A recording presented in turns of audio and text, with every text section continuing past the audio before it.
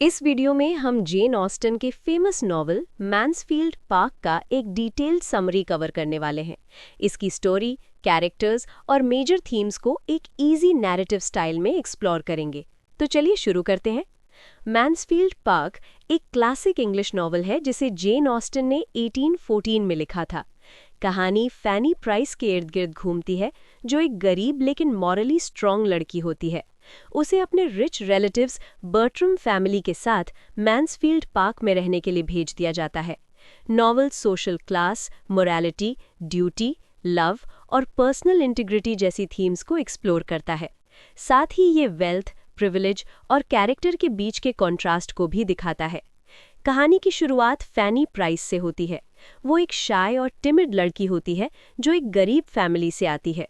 सिर्फ 10 साल की उम्र में उसे मैन्सफील्ड पार्क भेज दिया जाता है।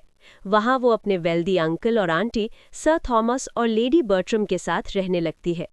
फैनी अपने 4 कजिन्स के साथ बड़ी होती है, टॉम, एडमंड, मारिया और जूलिया। हालांकि उसे वहां कंफर्ट और एजुकेशन मिलती है, लेकिन वो हमेशा अपनी लोअर सोशल स्टेटस को लेकर अवेयर रहती है और खुद को बर्ट्रम हाउसहोल्ड में एक आउटसाइडर की तरह फील करती है। इसके बावजूद फैनी में स्ट्रॉन्ग मॉरल सेंस, इंटेलिजेंस और सेंसिटिविटी होती है, जो उसे बाकी लोगों से अलग बनाती है। फैनी का सबसे क्लोज बॉन्ड अपने कजिन एडमंड बर्ट्रम के साथ बनता है। एडमंड काइंड हार्टेड, सेंसिबल और ड्यूटी के लिए डिवोटेड होता है। वो क्लर्जी ज्वाइन करने की प्लानिंग करता है और अपनी इंटेग्रिटी की वजह से रिस्पेक्ट किया जाता है। फैनी, जो चुपचाप एडमंड से प्यार करने लगती है, अपनी शाय नेचर और सोशल डिफरेंसेस की वजह से अपनी फीलिंग्स छुपा कर रखती है। ये अनस्पोकन लव नॉवल की सेंट्रल इमोशनल थ्रेड्स में से एक बन जाता है। बर्ट्रम फैमिली में बाद में क्रॉफर्ड सिबलिंग्स की एंट्री होती है, मैरी क्रॉफर्ड और Henry Crawford. Mary Crawford charming, witty और सोशली एम्बिशियस होती है, जबकि उसका भाई हेनरी हैंडसम, क्लेवर और थोड़ा फ्लर्टेशियस होता है। उनकी मौजूदगी मैन्सफील्ड पार्क में एनर्जी और रोमांस ले आती है, लेकिन साथ ही मॉरल चैलेंजेस और सोशल कॉन्फ्लिक्ट्स भी। हेनरी फैनी में रोमांटिक इंटरेस्ट दिखाता है, लेकिन फैनी अपनी प्रोप्राइटी और एडमंड के लिए फीलिंग्स की वजह से हेजिटेट करती है।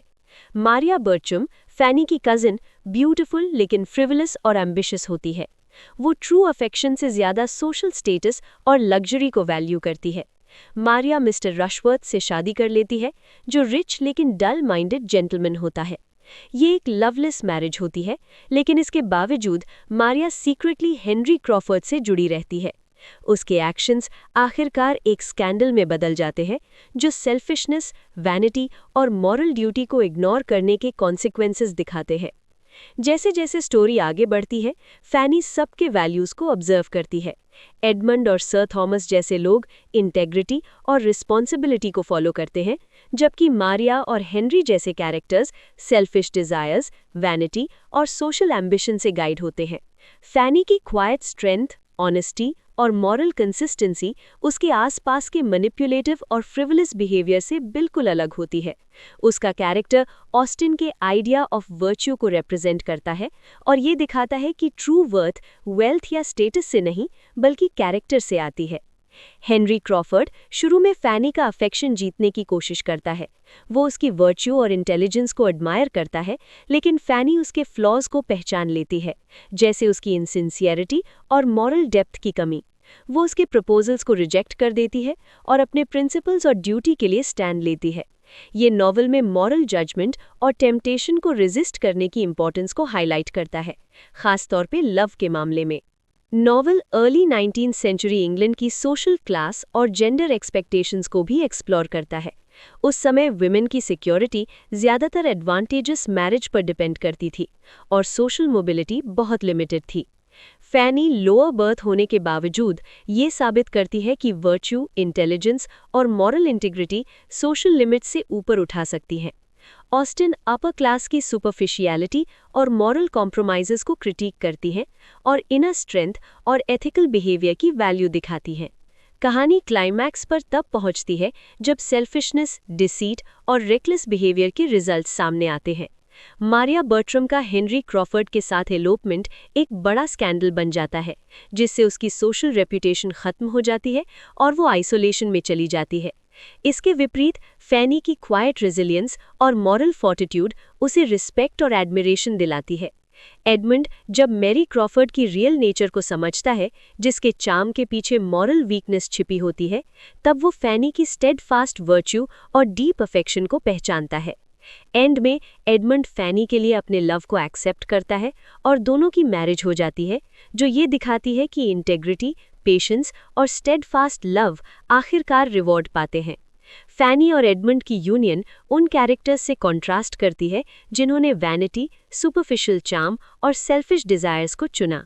नॉवल का एंड मॉरल रिस्पॉन्सिबिलिटी, वर्च्यू की वैल्यू और पर्सनल इंटीग्रिटी की इंपॉर्टेंस को रीइंफोर्स करता है। Mansfield park romance, social commentary और मॉरल लेसन्स का कॉम्बिनेशन है। फैनी प्राइस की जर्नी के थ्रू ऑस्टिन अपीयरेंस और रियलिटी के बीच का टेंशन दिखाती हैं, सेल्फिशनेस के कॉन्सिक्वेंसेस दिखाती हैं और वर्च्यू के रिवॉर्ड्स को हाईलाइट करती हैं।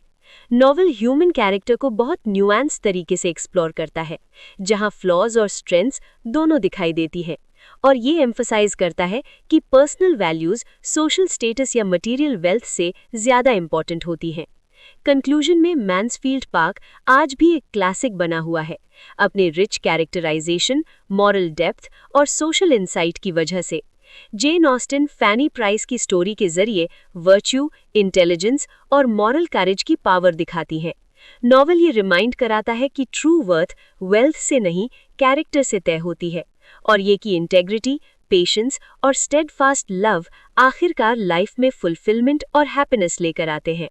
बर्ट्रम फैमिली, क्रॉफर्ड सिबलिंग्स और फैनी के कॉन्ट्रास्टिंग लाइव्स के through Austin morality, social responsibility, love और पर्सनल ग्रोथ के टाइमलेस लेसन सिखाती हैं, और मैन्सफील्ड पार्क को एक ऐसी स्टोरी बनाती है जो हर जेनरेशन के साथ आज भी रेजोनेट करती है।